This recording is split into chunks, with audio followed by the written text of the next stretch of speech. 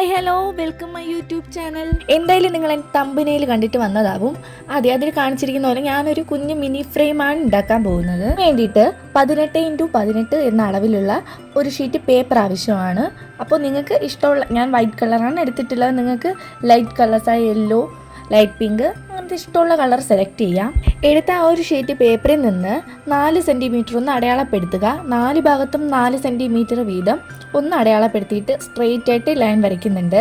നിങ്ങളുടെ സപ്പോർട്ട് ഞാൻ പ്രതീക്ഷിക്കുന്നുണ്ട് കേട്ടോ. അപ്പോൾ നിങ്ങൾ ആദ്യമായിട്ടാണ് എൻ്റെ ഈ ചാനൽ കാണുന്നതെങ്കിൽ ഒന്നിനെ സബ്സ്ക്രൈബ് ചെയ്ത് സപ്പോർട്ടാക്കുക. പിന്നെ ലൈക്ക് ചെയ്യാനും കമൻറ്റ് ചെയ്യാനും ഷെയർ ചെയ്യാനും ഒന്നും മറക്കരുത്. 4 ഭാഗവും വരച്ചു കഴിഞ്ഞു.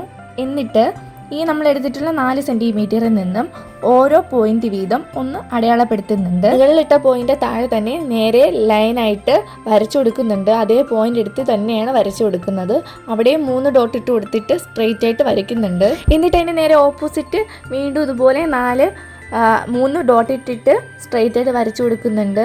ഇനി പേപ്പറിൻ്റെ 4 ഭാഗത്തും ഇതുപോലെ ഒന്ന് വരച്ചു കൊടുക്കുക. ഇതാണ് നമ്മുടെ ഈ മിനി ഫ്രെയിമിൻ്റെ ബേസിക് എന്ന് പറയുന്നത്. ഈ ഒരു ലൈനിലാണ് എല്ലാം ഇരിക്കുന്നത്. ഈ ഒരു ലൈൻ ചെറുതായിട്ടൊന്ന് തെറ്റിയാൽ മതി, ഫ്രെയിം പാളിപ്പോകും. അപ്പോൾ ഇതൊന്ന് അളവെടുക്കണം. പിന്നെ മടിയാണ് എന്നുള്ളവർക്ക് ഇതുപോലത്തെ ഒരു ഫ്രെയിം ചെയ്ത് എന്തായാലും നിങ്ങളെ മടി മാറും, ഞാൻ ഗ്യാരണ്ടിയാണ്. ഇങ്ങനെ 4 ഭാഗവും വരച്ചിട്ട് അത് റെഡിയാക്കി എടുത്തിട്ടുണ്ട്.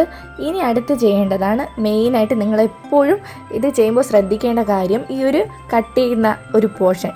അപ്പോൾ ആ ഒരു സ്ക്വയറായിട്ട് നമ്മൾ വരയ്ക്കാത്ത ഒരു ഭാഗം ഇതുപോലെ കട്ട് ചെയ്യുക. അപ്പോൾ സൂക്ഷിച്ച് കട്ട് ചെയ്യണം, തെറ്റാൻ പാടില്ല. അങ്ങനെ ബ്ലാങ്കായി കിടക്കുന്ന ആ 4 സ്ക്വയറും ഒന്ന് കട്ട് ചെയ്ത് കളയുക. അതിൻ്റെ ആവശ്യം നമുക്കില്ല. അങ്ങനെ ആവശ്യമില്ലാത്ത ആ 4 ഭാഗവും കട്ട് ചെയ്ത് കളഞ്ഞിട്ടുണ്ട്. ഇനിയാണ് ശ്രദ്ധിക്കേണ്ടത്, ഈ ഒരു താഴത്തെ പോർഷൻ വിട്ടിട്ട് ഇത് ഇങ്ങനെ കാണിക്കുന്നത് പോലെ ഒന്ന് വരച്ചു കൊടുത്തിട്ട് അത്രയും ഒന്ന് കട്ട് ചെയ്ത് കളയുക. അതിൻ്റെ ആവശ്യമില്ല. അപ്പോൾ ഇത് ചെയ്ത് വരുമ്പോൾ നമുക്ക് ചെറിയൊരു ടഫായിട്ട് തോന്നും, അല്ല പക്ഷേ ഇത് സിമ്പിളാണ്. ചെയ്യുമ്പോൾ ഇതിനോടുള്ള ഇഷ്ടം കൂടും. വീണ്ടും വീണ്ടും ഈ ഒരു ഫ്രെയിം നമുക്ക് ട്രൈ ചെയ്യാൻ തോന്നും. ആദ്യം കാണിച്ചത് നിങ്ങൾക്ക് മനസ്സിലായില്ലെങ്കിൽ ഞാൻ രണ്ടാമത് ഡീറ്റെയിൽ ആയിട്ട് കാണിക്കുന്നുണ്ട്. ഇതുപോലെ ഒന്ന് വരച്ചു കൊടുക്കുക. വരച്ചു കൊടുത്തതിന് ശേഷം ശ്രദ്ധിച്ച് കട്ട് ചെയ്ത് കളയുക.